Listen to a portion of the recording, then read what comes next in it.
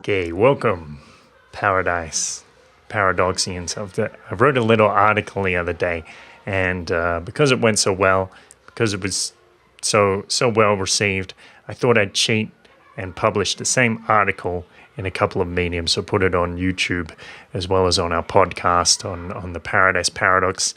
So to give you a little context, this article is it's entitled Steemit's New Economic Paradigm, or Why Steemit Might Just Work. You might have heard me mention Steemit in previous episodes. Steemit is this new blogging platform based around cryptocurrency, and the idea is you can sign up, start blogging, or start curating, moderating other people's comments and other people's content, and through doing that, you receive a kind of share in the site.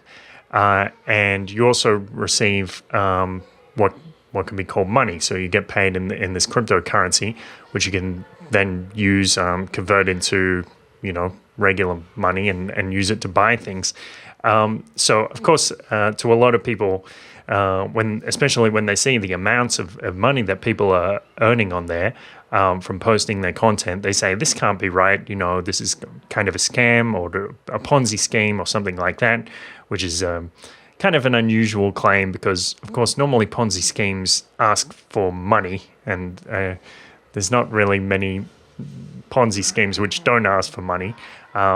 So there's a lot of name calling going on and a lot of misinformation, confusion, and that sort of thing. But I don't think it's. I think it's an interesting concept, and I've certainly got paid quite a bit of money from this site. I mean, to put it into context, I mean, this is kind of publicly available information. That this article, when I posted it on Steemit, earned me close to $2,000, well, $4,000 total.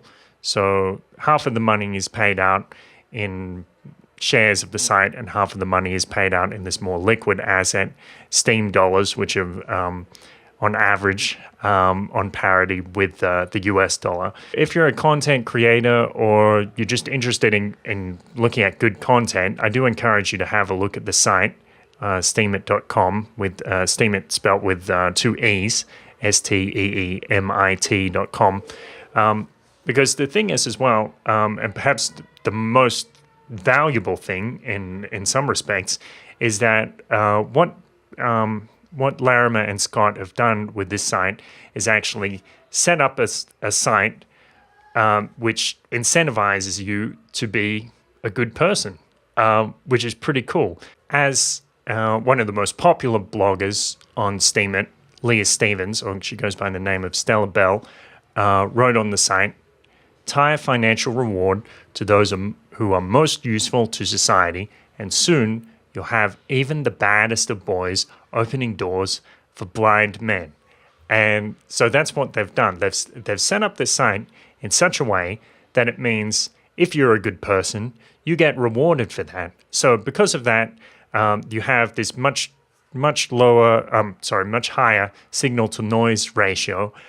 You have people thinking before they post, so they don't just try to come in there and try to manipulate people, troll people, fuck with people's perceptions or manipulate people's emotions just for a joke, because they actually have something to gain by being cool. So it's good. It's really good to go into a social media site where you don't have to worry, or at least mostly, you don't have to worry about people coming on there to harass you or something stupid like that, because they can easily see the dollar signs in front of their eyes and say, well, hang on, this is much more valuable to me than putting some egotistical nonsense in front of somebody else. It's much better for me to contribute. So it's in that sense, it's already a success. It's already a success in several ways, actually. But what I'm hoping, and the case I make in this article, is that this site could indeed be successful long term. And so sometimes I get in my mind, it's a similar case to what Andreas Antonopoulos makes, where he says it kind of doesn't matter. Bitcoin can succeed, Bitcoin can fail.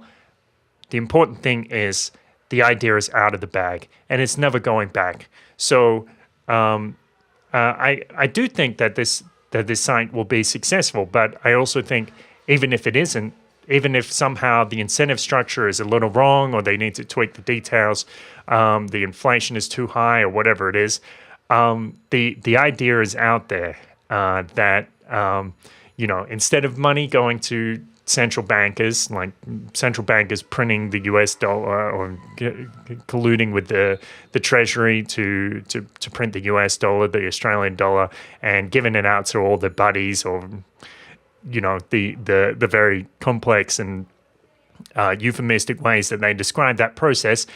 And instead of with Bitcoin, where the money goes to miners, with Steemit, the money can go to all of us, and it doesn't necessarily need to be people with these highly specialized skill sets or relationships.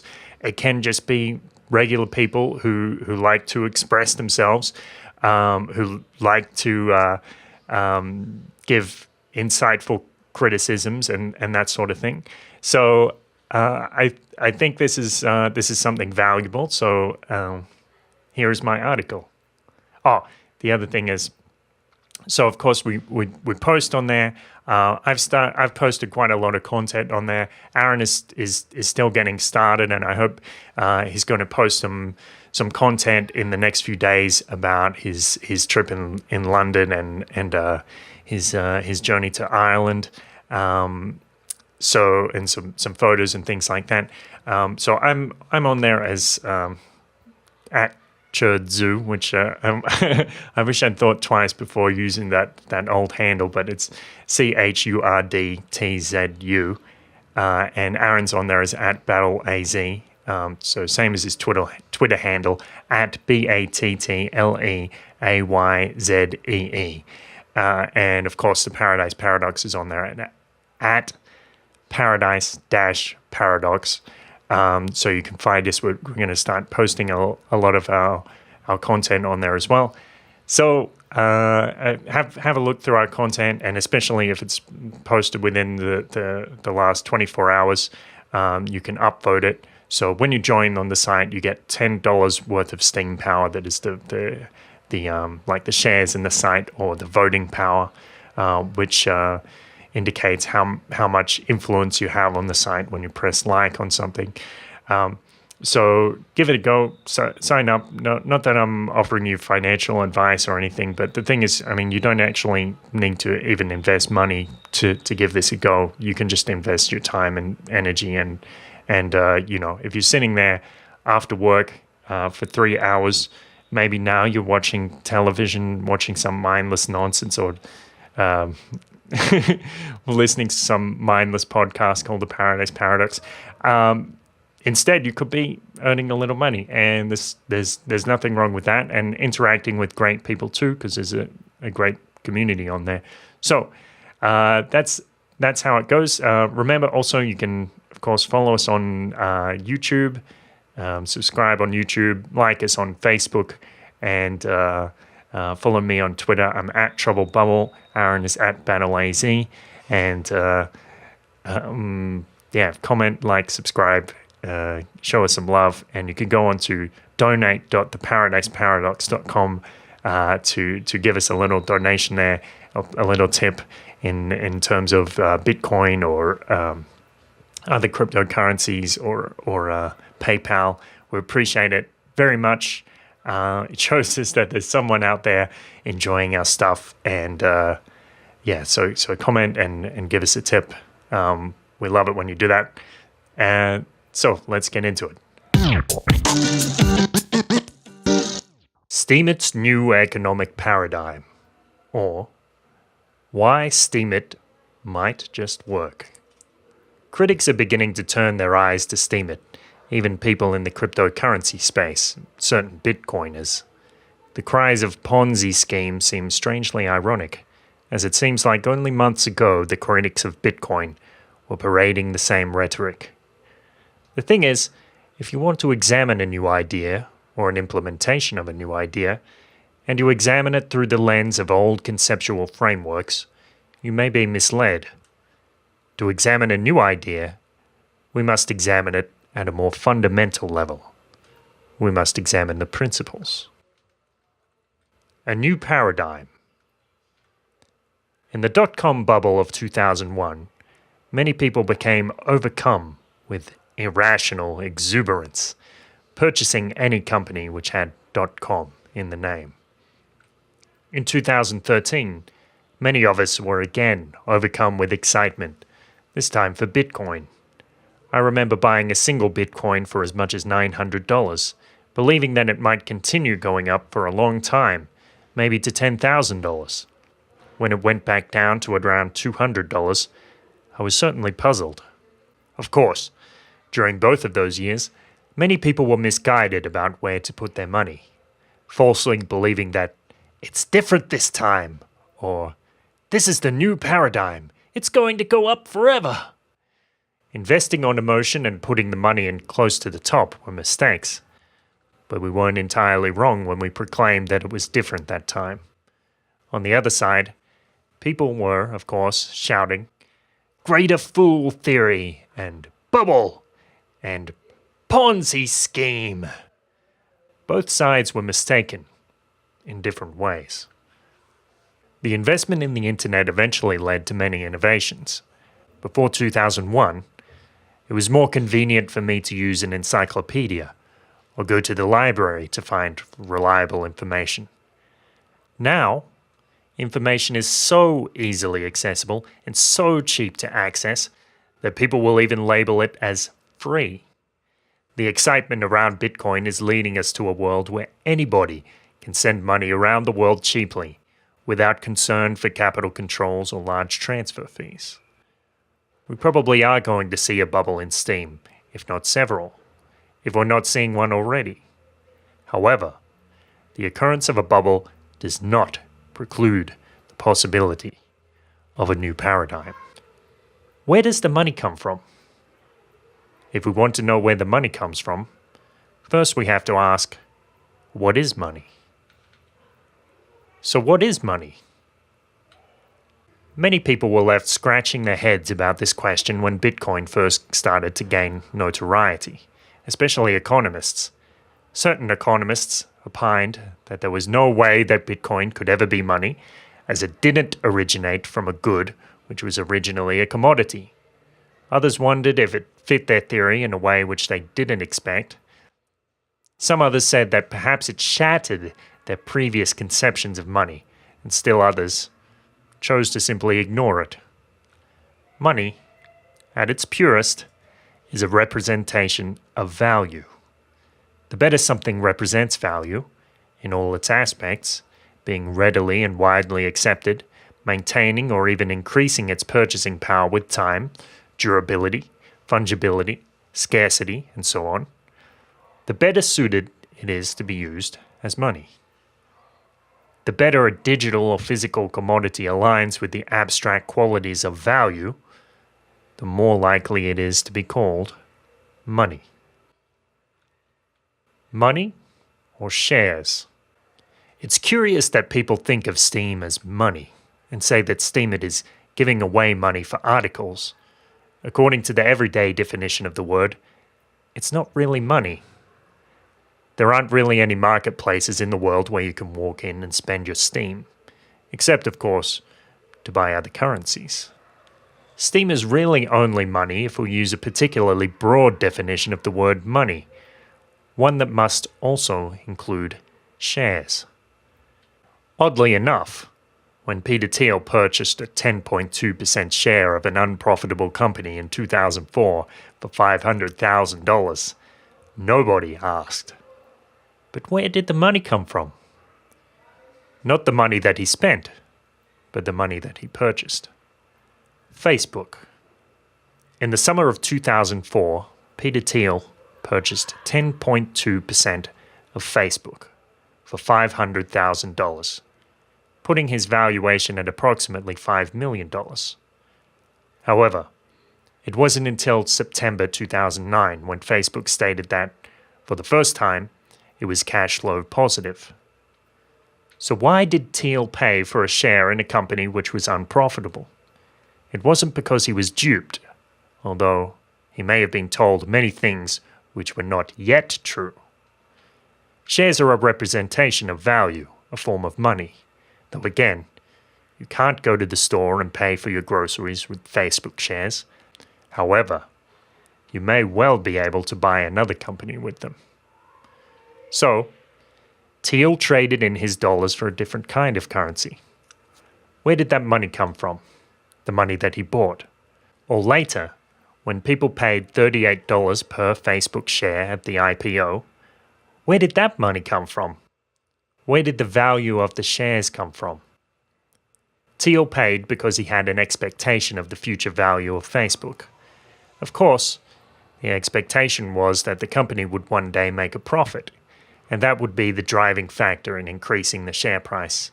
However, that's merely a secondary datum, a detail which he used to estimate the future value. The more important point was that he estimated that it would, indeed, have more value.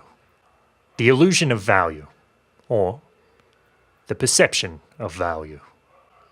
PEP. There's a classic episode of DuckTales in which Fenton Crackshell intends to prove Scrooge McDuck that he has some entrepreneurial nous, and he starts filming a commercial for a product that doesn't exist. The commercial gets played by mistake, and suddenly the entire city is looking for where they can buy Fenton's imaginary product, PEP. Demand can exist for a product that doesn't even exist. Something which doesn't even exist can have value. Fenton produced a commercial for a product that didn't exist, which people were willing to pay money for. PEP had a price, a dollar value, and people were willing to pay that price. So where did the value come from? Stone soup. Some soldiers arrive at a town, hungry and broke, and they realize that the townspeople are so scared of them that they don't want to share any of their food. One clever soldier tells the townspeople that he's going to make a special kind of delicious soup, using a magical stone which can give an amazing flavor to the soup, the likes of which they had never tasted before. A local chef was curious and offered his pot and some water from the well. Each of the townspeople offered a little something, some vegetable scraps, a lamb bone, in their excitement to try the stone soup. In the end, the soldiers and townspeople enjoyed the soup, and it was indeed the best soup that they had ever tasted. The soldier discarded the worthless stone in the forest. What did the soldiers trade to get the soup? Where did the value come from to buy the ingredients? A trick. Many people will read the story about Crackshell and the story about the soldiers, and they will assume that the events in the stories were nothing more than con games, and that those who bought in were tricked.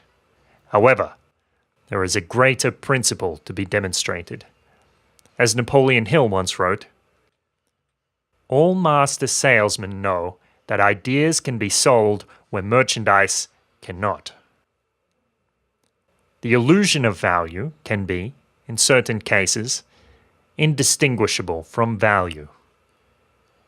Given that money is merely a representation of value, does that mean that the illusion of money can be, in certain cases, indistinguishable from money? When Fenton told Scrooge about his mistake of playing the fake commercial on television, Scrooge was ecstatic because he knew the fact that people were looking at the ads for PEP, talking about PEP, getting excited about PEP, meant that PEP had value in their eyes. And so his eyes turned to dollar signs. Likewise, when Thiel saw that people were using Facebook, talking about Facebook, and getting excited about Facebook, he knew that Facebook had value in their eyes. So when we look at Steemit and Steam, well, You see where I'm going with this. In the DuckTales episode, Crackshell sold the idea of a product so exciting and sexy that everybody bought it. In Stone Soup, the soldiers sold the idea of attempting to make the best soup that anyone had ever tasted, and the people bought it. Mark Zuckerberg sold the idea of an easy-to-use social network which would change the face of the web, running parallel to search engines or even eclipsing them. When you buy bitcoins, you buy the idea of a currency which cannot be controlled by central banks, which is designed to evade politics. Dan Larimer, Ned Scott, and their team are selling the idea that there can be a social network in which all of the contributors and moderators are paid with the shares of the company. Many people like the idea, and many people have bought it. A stable currency. Of course, there are many technical details about the way the site and currency have been structured, which give it a greater chance of success. These have been explored at length, but here are a few quick points. Steem dollars are pegged to the almighty dollar, making regular people much more comfortable with using them. After all, only the most hardcore gamblers really want to use a currency that may go up or down 10% between breakfast and dinner. Steem power is very illiquid. That means there is a constant demand for steem, which again stabilizes the price and makes it more comfortable for regular, non-crypto nerds. The use of the currency is linked to a social media site, a medium which more than 1 billion people in the world are already using and comfortable with. Zero transaction fees. This is a rather small thing in the grand scheme of things, but among cryptocurrency enthusiasts who have seen the amount of unconfirmed transactions rising to a 30,000 unit backlog, encouraging Bitcoiners to pay larger and larger transaction fees, this may become an important selling point in the future. That's cool. So what's your ultimate goal, I guess, in this Can I say this industry? one? Can I say this one? Baby. Right Fuck now, that.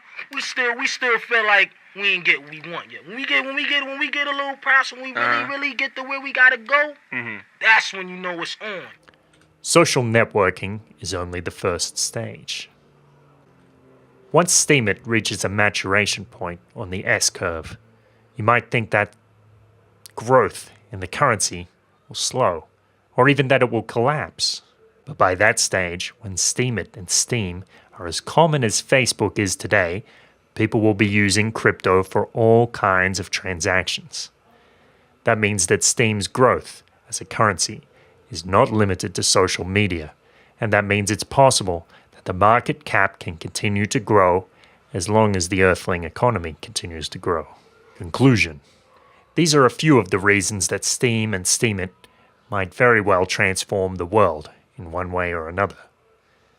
The internet set us up for a world where we can easily see that encyclopedia are out of date by the time they're printed, where the vast majority of the information available to the human race is available to us now at such a low cost that we can call it free.